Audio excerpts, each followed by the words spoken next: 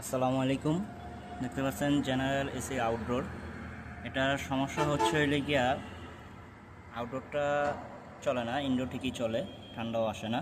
তো আমরা চেক করে যা প্রবলেমটা পেলাম যেটা হচ্ছে হইলে গিয়ে আপনার কম্প্রেসরটা ওভারলোড ট্রিপ করে বসে আছে, ঠিক আছে, ওভার হিট হইয়া কম্প্রেসরটা আর চলে না। তো আমরা মেইন ক্যাপাসিটারটা ফার্স্টে চেক করলাম। মেইন ক্যাপাসিটারটা ঠিক আছে, হ্যাঁ, 60 ইউএফ দেখাচ্ছে। আর ফ্যান ক্যাপাসিটারটা চেক করলাম আমরা, ফ্যান ক্যাপাসিটারটা হচ্ছে হচ্ছে 3.5 ইউএফ, হ্যাঁ, সেখানে দেখাচ্ছে আমাদের 1 পয়েন্ট।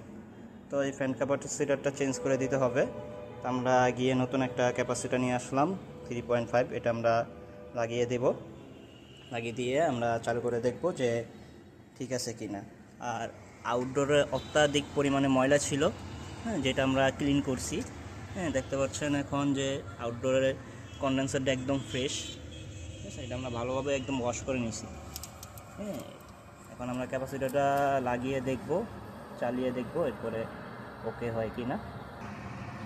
দেখতে পাচ্ছেন আমরা ক্যাপাসিটারটা লাগিয়েছি, মেন ক্যাপাসিটারটাও লাগিয়েছি। এখন আমরা তার কানেকশন করে দেব। এখানে আমরা নিউট্রাল লাগিয়ে দিচ্ছি। নিউট্রাল লাগানোর পরে এরপর আমরা রানিং লাগাবো।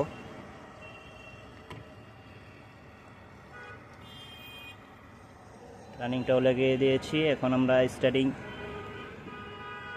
স্টার্টিংটা লাগিয়ে দেব। আর এখানে আমরা রানিং স্টার্টিংও লাগিয়ে দেবো মেন ক্যাপাসিটারে।